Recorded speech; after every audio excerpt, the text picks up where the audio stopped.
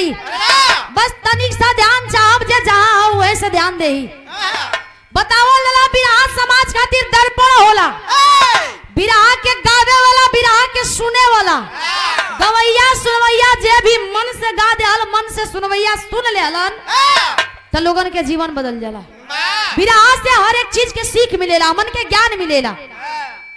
ए लिए भाई भैया भूमिका से आओ, कहानी महाभारत से लेल तनी आवा।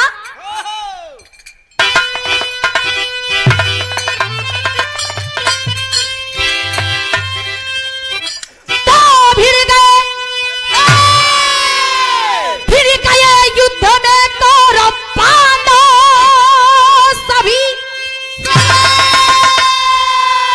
12 था लहू, फिर जुझारों की जंग में कट रही थी भुजा तेग तलवारों से, मौत होती प्रतिदिन हजारों की जंग में। हिल गई थी धरा धनुष के टंकार से,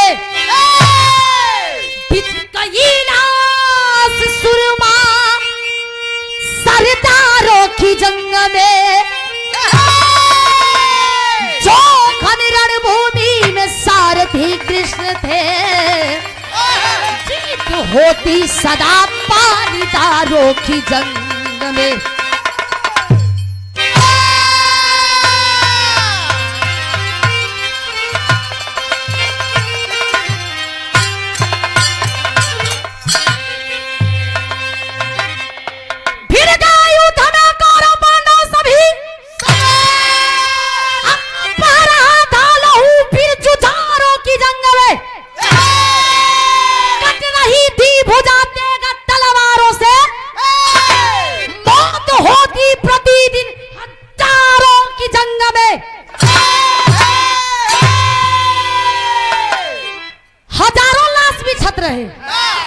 हजारों लाश गिरे, लोग मरल जात रहलन।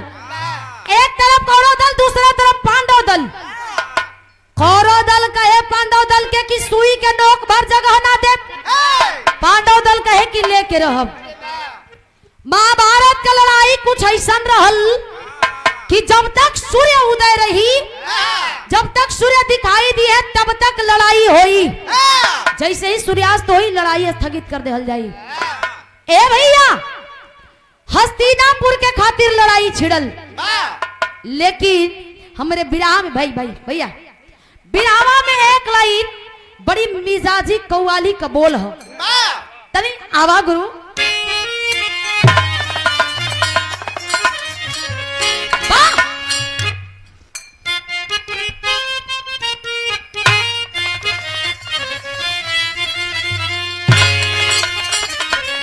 तनी हाई देखा बा,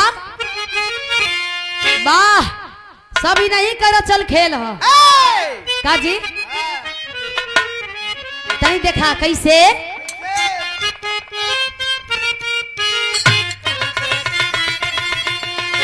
अरे बजा दे बजा दे, कैसे अरे बजा दे बसुरिया तो मजा आ जाए।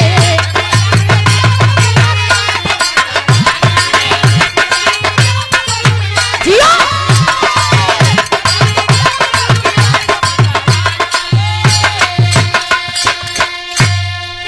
अरे बजा दे श्याम बसुरिया तो मजा आ जाए, आ जाए, आ जाए।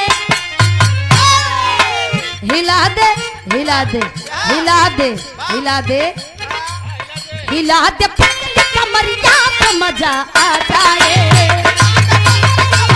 जियो सामान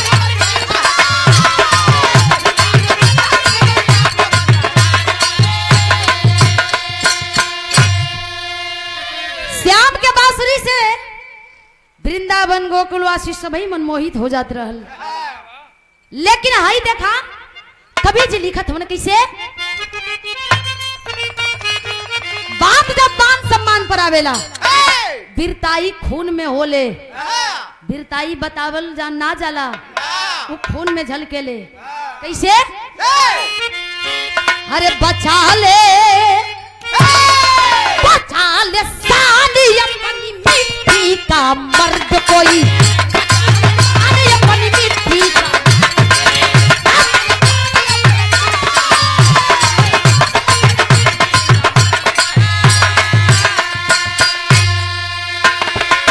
बचा ले सानी अपनी मिट्टी का मर्द कोई, मर्द कोई, मर्द कोई। गवाह दे जान भले, गवाह दे जान भले, देख करके दर्द कोई, जान भले देख।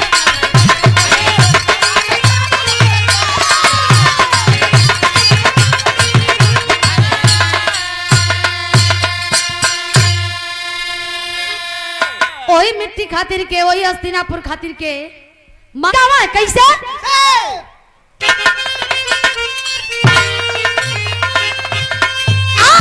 झूलनी पे बुढ़ानी, झूलनी पे बुढ़ानी, अरे जहाजिया उड़ादा, अरे जहाजिया उड़ादा, हमार पाए जे बुरा जहीरा जड़ादा।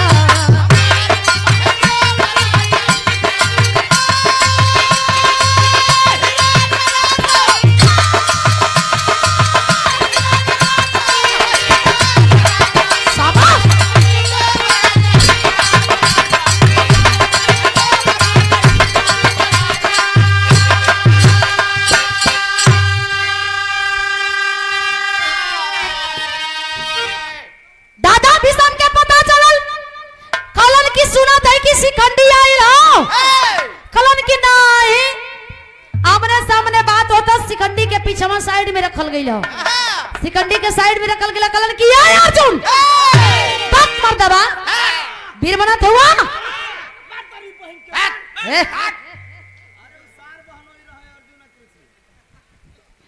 चुप रहा। ए भैया कलन ललकारा थवर कैसे? गिरगिट चला ले बा, गिरगिट चला ले बा, अरे हिलावे पहाड़वा, अरे हिलावे पहाड़वा, लड़े यही ले हो हमसे मऊगा ही जड़वा, लड़े यही ले हो।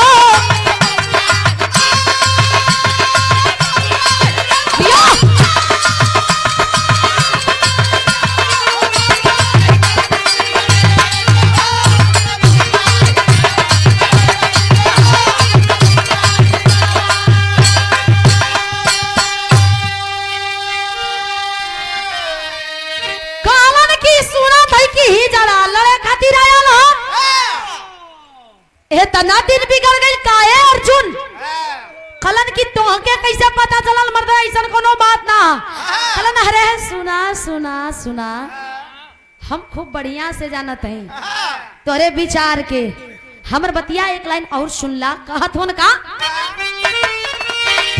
अरे भुजावा में दम होता, अरे भुजावा में दम होता, धनुषा उठावा कुंती के नाल में दनवा में आवा, कुंती के नाल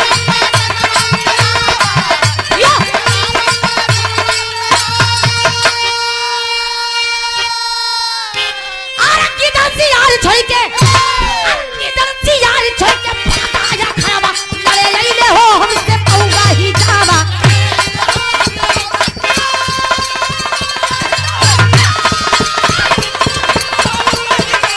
जिया भैया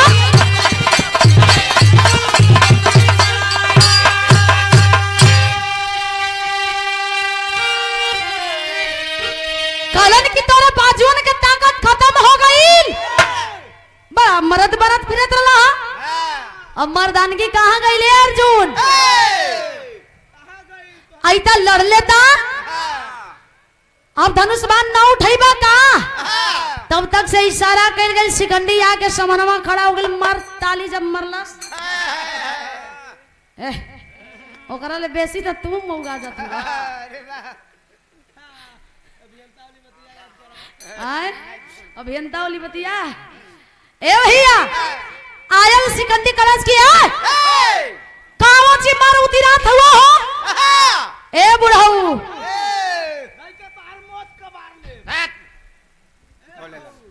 इनकर तो बाय नहीं बेचारू के ए भैया रहे देता खालन की अर्जुन काहे रंग बदलत हुआ आवा लड़े के तो मैदान में आवा आमना सामने लड़ा ढेर जोर फाटा था दोनों जानी के मंचवा से नीचवा उतार दे अब हम खाना था खाड़ा तोरा के जौन भाल हुआ थपा का साड़ू ना तो से किया पहलवान देह मत दुखा तोहार ए भैया अर्जुन बातचीत कर तो शिखंडी सामने हो गई जब शिखंडी सामने हो गई दादा भी सब समझ गए बस बस बस हो गई हमारे साथे जवना का डर रहे धनुष बाण जौन तल्ले हुवन धरातल पर रख दलन अपने प्रतिज्ञा के अनुसार दादा भी सब धनुष बाण धरातल पर रख दलन जब धरातल पर रख दलन अर्जुन कृष्ण जी के ओरिया ताकत हुआ कलन की तब का कर जाओ कृष्ण कलन की का कर जाओ मारा कलन नहीं नियथा पर बाण चलाना ये मेरे खून में नहीं है कलन क्या ए अर्जुन ढेर सत्यवादी बनत हुआ सत्यवादी बनत हुआ सुना अगर दादा विषम गलती से प्रतिज्ञा तोड़ दहला गलती से बाण उठा लाला तब फिर एक फाल भागे के मौका ना दिहन एक से पहले बाण उठावा और चला दा दादा विषम पर बाण लगलन चलावे अर्जुन कृष्ण भगवान के इशारा पाके आसमान में धलन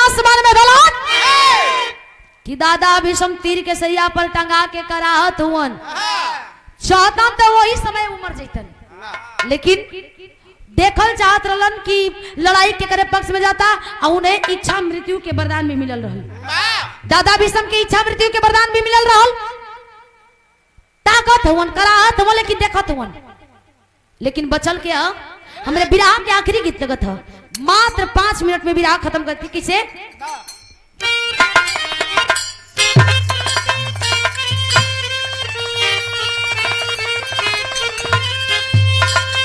वह गीत में ननद भौजाई में आपस में कबो बनल नहीं आज एकरा में बन गई समझला कि बड़ा संजोग का बात होला ननद अगर मिल जाए हमें मत तक हमें मत तकिया गलती से भी तब तब बनल भौजाई रोवत है कहत है कि जा करम हमार फूटल रहे का कलस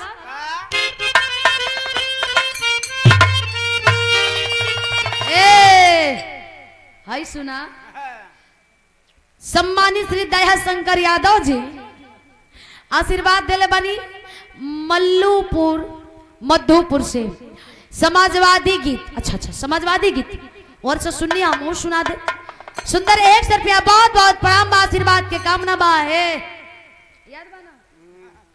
याद बना आवा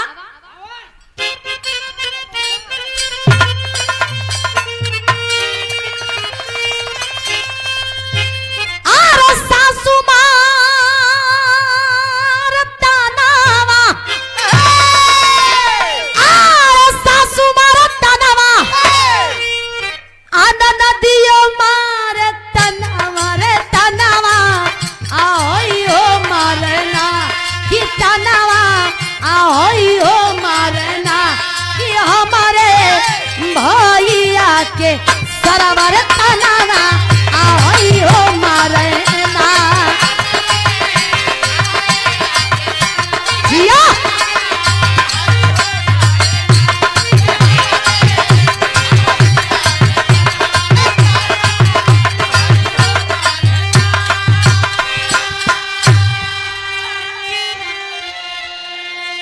कितना जाने सोचत में क्यों नहीं के कहत है तू लोग हंस के झगड़ा मत लगैया काहे कि गवैया गवैया में झगड़ो लग जाला।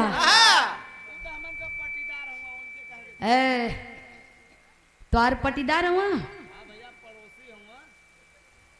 झगड़ा हमन न करी राजा कबो आज तक भइले नहीं खे आजीवन ना होई। ए पापी अब का दू गो आदमी में झगड़ा लगावल जरूरी रहेला। तो अरे नहीं आदमी एक खटिया के मरद मेहरारू के दू खटिया पका दे। हाई देखबा करण या कुरपत बतियावत हवा का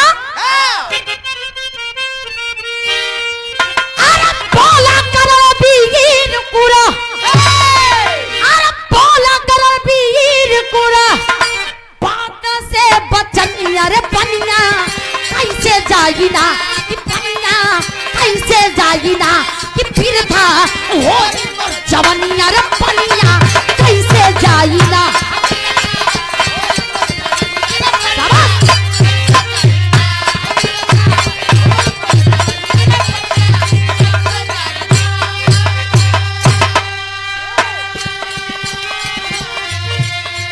डेढ़ दिन कारण रण में आईले लड़ाई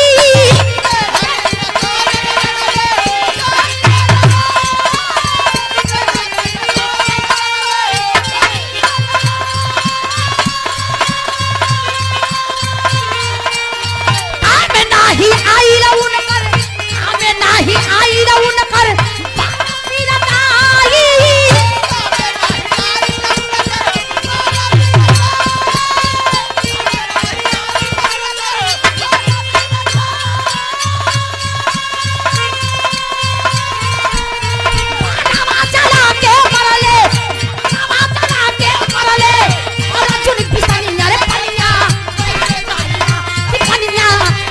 जाइना कि फिर था होई जवानिया रे पनिया कैसे जाइना कि फिर था होई मोर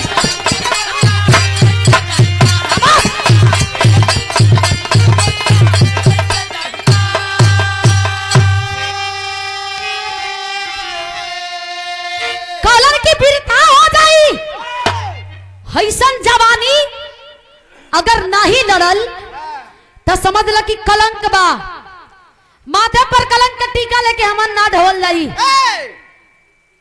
करण या खुरपत दोनों भाई आपस में बतियावत हुवन कि लड़ाई के अपने बलबूता से लड़े के हुई। 1.5 दिन तक लड़लन और करे बाद काम खत्म। दादा भी सब भी हट गिलन साइड करण खुरपत भी हट गईलन। एकलव्य के गुरु द्रोणाचार्य जी आईलन 3.5 दिन तक लड़लन उलहू का काम खत्म। धृष्टद्युम्न द्रौपद नरेश का पुत्र ही हो छप छप गर्दन काटत हुवन कोई से कम नहीं खे ना कोई 1 इंच हटे के कहता। तब विराह के शैली में भाव लगा था कैसे आई देखबा विराह के शैली में भाव लगल का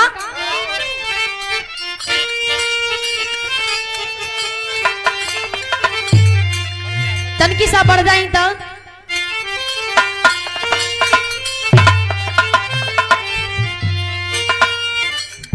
आई समर में सुरमा शेर चल दिया समर में सुरमा शेर चल दिया तन निकले रणभूमि में योद्धा पीर दिए यो शाबाश वाह बहादुर हुआ लड़ा जिया सेठ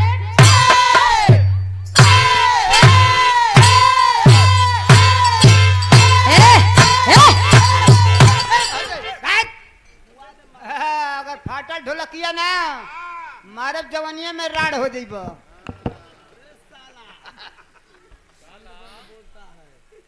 मतलब ना मनबा ढोलक फाड़े के रखल बा कि बजावे खातिर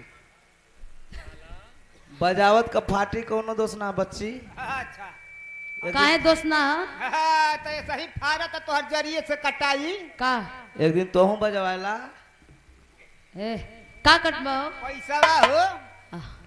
अच्छा हम कहीं कुछ और काट ले बा भैया गर्दन काटे के कहता रन ना तो हाथ काट लिहन बजावे नहीं पैबा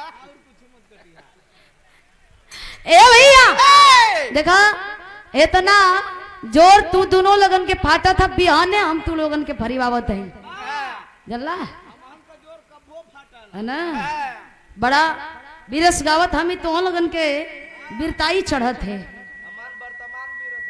ना। हाँ तब स्वर्गीय भी हो जाइबा लेकिन आई देखा सबर में सुरवा शेर चल दिया। शेर जब चलल हवन दहाड़त तब पूछत हवन कलन की ना बतैबा आखिरी बार पूछत है कलन का हमारी लड़ाई है अंतिम चरण में हमारी लड़ाई है अंतिम चरण में बच्चे महाभारत में है दोनों भाई अब बच्चा है नहीं कोई योद्धा समर में देख लेंगे दोनों का हम पल बीरताई। बिता 16 दिन लड़ते लड़ते कन्हैया बिता 16 दिन लड़ते लड़ते कन्हैया मरण का करिश्मा दिखाना पड़ेगा। एक शंका है भारी मेरे दिल के अंदर तुझे मुरली वाले बताना पड़ेगा। कलन की शंका हमारे अंदर आई शंका मिटा दा 2 दिन और लड़ाई बाचल 16 दिन बीत गयल आ 2 भाई और बाचल हो दुर्योधन या दुशासन देख ले अब हम ऐसे पहले बता दा कलन की ना मनबा तला सुना हमर बतिया बड़ी ध्यान से सुनिया बताओ थवन युधिष्ठिर के की उलसिया होत करल खुनवा होत करल या पापट कलाई लगल गुरुजी।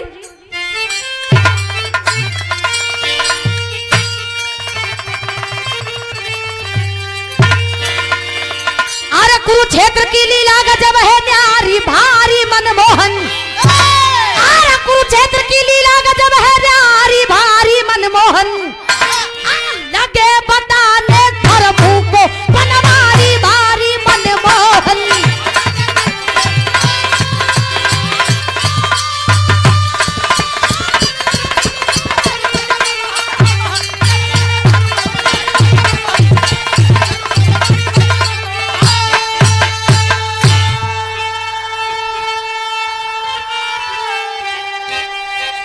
बताओ धवन कलन की सुना ध्यान से सुनिया। अरे काल कराल विकराल रूप धई आती है कयवरतिया हो अरे खा जाती है सबके लाश को आके आधी रतिया हो तदई के चरण में जई हवन पुजारी भारी मनमोहन। अरे मंगी हम गनवा कही के तू मतारी भारी मनमोहन। कलन की जैया सांझे छिप के देखिया घड़ी में जब 12 बजी वो कुरुक्षेत्र के मैदान में काली कंकाली को रूप धर करके एक औरत आएगी सारा लाश को खा जाएगी सारा खून को पी जाएगी। देखिया तो चुप मत बैठिया ए युधिष्ठिर जाके गिर के चरण में माफी मांग लिया ना तो छल हो जाई। बतौला के अनुसार जाके छिप के देखा थे जब छिप के देखा थे से मुहे नजारा देखे के मिलत है तब माफी मांगत हो गिर के चरनिया में कली माफी ना मिली कुछ मांगला आला लगा था कैसे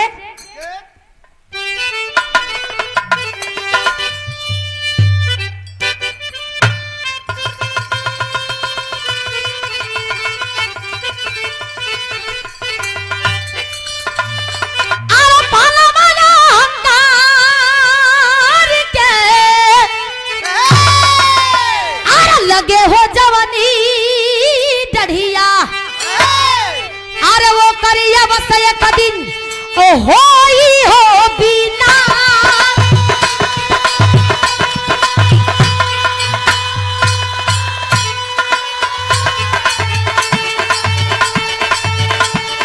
अभिमानी गुमानी के घमंड चुर होला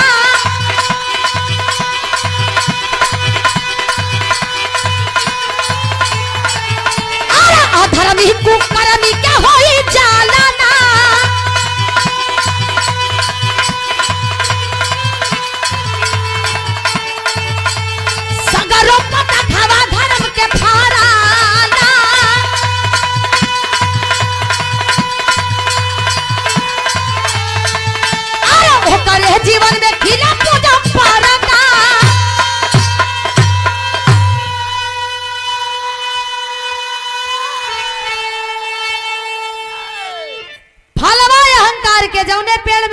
के फल लग गई। ये सोचे वाली बात हम इंसानन खातिर है, बस खाली एगो उदाहरण देल गई है। जौने पेड़ में अहंकार के फल लग गई ओकरा के जैसे देवक चाट के खत्म कर देवेलन वैसे जड़ से खत्म कर देवेला, चाहे वो पेड़ होके चाहे इंसान होके। हमेशा धर्म के विजय भइल बा। पांडव दल जीत गईलन, वो लड़ाई के पांडव दल जीत गईलन। जौने हस्तिनापुर खातिर के युद्ध होत रहल, महाभारत भयल, संग्राम भयल, जीत गईलन पांडव दल।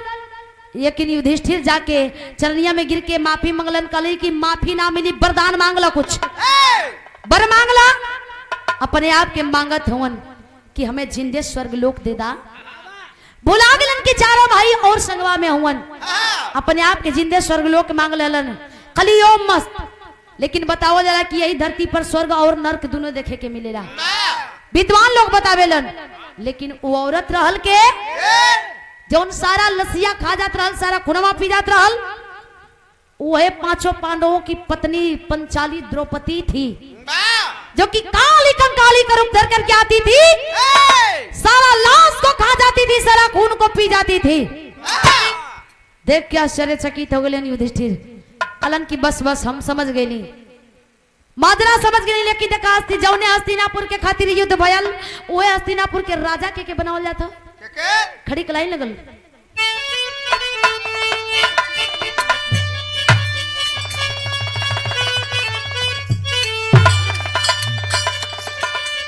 अरे युधिष्ठिर धर्मराज जी धर्म के, अरे हिमालय में चले, तगाल कुंती के ललनवा हो हिमालय में चले।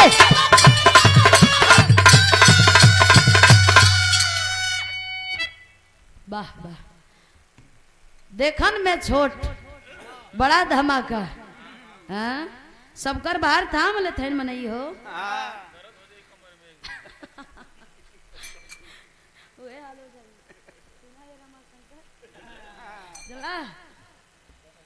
ए भैया खोलन का, अरे जाके द्रौपदी के संग में गल गई ले चारों भाई, अरे धर्मराज जी धर्म के चलते स्वर्ग में गई ले आई, टंगाई गीत जाकर जहानामा हो, अरे हिमालय में चले, तगाल कुंती के ललनवा हो हिमालय।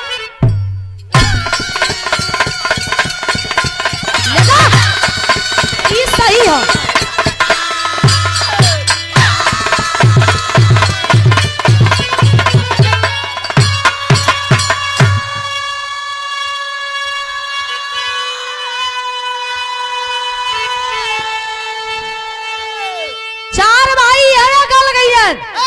युधिष्ठिर के जिंदा स्वर्ग लोक मिलल। लेकिन ए भैया जौने हस्तिनापुर के खातिर लड़ाई भयल, वही हस्तिनापुर के राजा वीर परीक्षित राजा के बनावल गयल, ए लिए कि हर जीव जंतु हर एक प्राणी के भाषा समझत रहलन।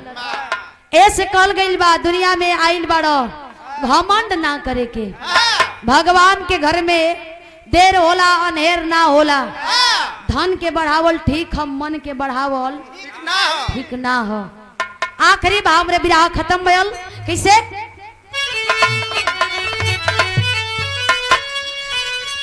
अरे पत्तू छे बरकासी बुल्लू सुखनंदन गुण गाए, रंजीत